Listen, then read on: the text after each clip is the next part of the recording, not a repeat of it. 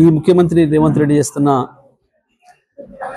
అరాచక పాలన ఏదైతుందో, రాష్ట్రాన్ని లూటీ చేసే పద్ధతుల్లో ఏదైతే చేస్తున్నాడో, ప్రభుత్వ భూముల్ని అడ్డగోలుగా అపనంగా తనకి ఇష్టమైన వాళ్ళకి కట్టబెడుతూ అన్ని నిబంధనలు అధిగమించి ఒక పెద్ద భూ కుంభకోణానికి పాల్పడుతున్నాడు.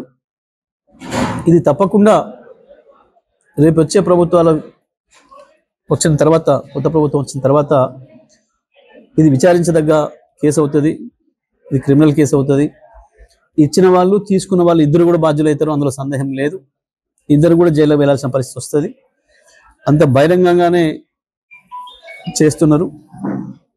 ఏ జగ్గు గొంకు లేకుండా ముందు డబ్బులు సంపాదిస్తే చాలు, తర్వాత ఏమన్నా కానీ అన్న పద్ధతుల్లో అన్ని నిబంధనలు కూడా తొంగలు తొక్కి చేస్తూ ఉన్నారు.